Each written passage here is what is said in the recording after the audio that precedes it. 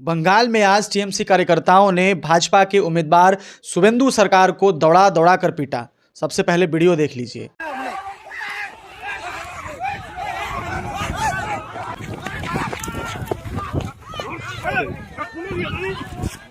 खबर है कि शुवेंदु सरकार को कुछ लोगों ने कहा था कि बूथ कब्जा किया जा रहा है। टीएमसी के कार्यकर्ताओं के द्वारा बूथ कब्जा कर लिया गया है, जिसका जायजा लेने के लिए मतदान केंद्र पर शुवेंदु सरकार पहुंचे थे। जैसे ही शुवेंदु सरकार उस बूथ पर पहुंचे, वैसे ही टीएमसी कार्यकर्ताओं से उनका वाद विवाद हो गया। वीडियो में साफ दिख रहा है कि किस तरीके से शुवेंदु सरकार और टीएमसी कार्यकर्ताओं के बीच वाद विवाद चल रहा है।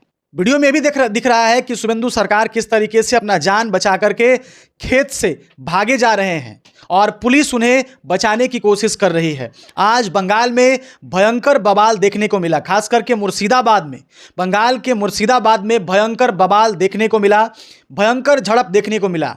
बंगाल में ऐसा कोई इलेक्शन नहीं होता है जिसमें झड़प नहीं होती है। बंगाल में आज बम्पर वोटिंग हुई। बंगाल से खबर आ रही है कि 5 बजे तक लगभग 89.64% की बम्पर वोटिंग हुई है। वोटिंग लगभग 6 बजे तक होनी थी, लेकिन खबर आया कि 5 बजे तक 89.64% की बम्पर वोटिंग हुई है।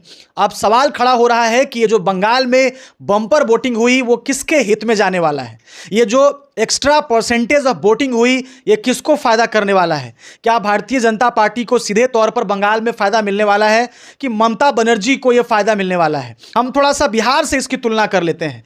बिहार में इस बार बम्पर वोटिंग हुई थी, लेकिन रिजल्ट के बाद क्या हुआ, जैसे ही रिजल्ट आया विपक्ष का सुपड़ा साफ हो गया। यानी कि आरजेडी 25 सीट पर सिमट गई और कई सारे ऐसे पार्टियां थी उसको काफी कम सीटें मिली और भाजपा को बिहार में प्रचंड बहुमत मिला, यानी कि बहुत सारी सीटें मिली और जेडीयू को भी प्रचंड बहुमत मिला। यानी कि जहां जहां ज्यादा बम्पर वोटिंग हुई है उस राज्य में भाजपा को सीधे तौर पर फायदा पहुंचा है। जैसे कि बिहार में ज्यादा वोटिंग हुई, परसेंटेज ऑफ वोटिंग बढ़ा और सीधे तौर पर भाजपा को फायदा हुआ, रिपोर्ट के अनुसार, सर्वे के अनुसार, जैसा खबर में छपा। बंगाल में भी इस बार जबरदस्त बम्पर वोटिंग हुई है।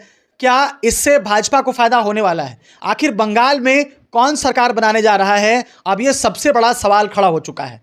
तमाम सर्वे ये बता रहे हैं, कुछ सर्वे ये बता रहे हैं कि भाजपा को बंगाल में कुछ ज़्यादा सीटें मिल सकती है, यानी कि भारतीय जनता पार्टी को बंगाल में 120 से 140 सीटें मिल सकती है।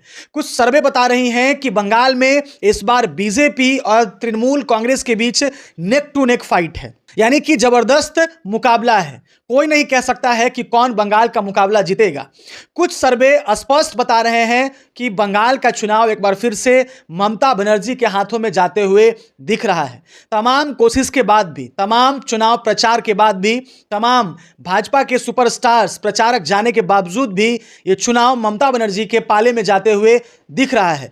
बाकी सर्वे इधर उधर हो सकता है, बाकी सर्वे कभी कभी झूठ साबित हो जाता है, कभी कभी सही साबित हो जाता है। क्या बंगाल में भारतीय जनता पार्टी इस बार सरकार बनाने जा रही है? क्या भारतीय जनता पार्टी बिहार के जैसा बंगाल में इतिहास रचने जा रही है? क्या ममता बनर्जी को इस बार सत्ता से हाथ धोना पड़ेगा या भारतीय जनता पार्टी को एक बार फिर से मुंह ताकना पड़ेगा, यानी कि वेटिंग लिस्ट में ही जाना होगा? आखिर बंगाल का रिजल्ट क्या होगा?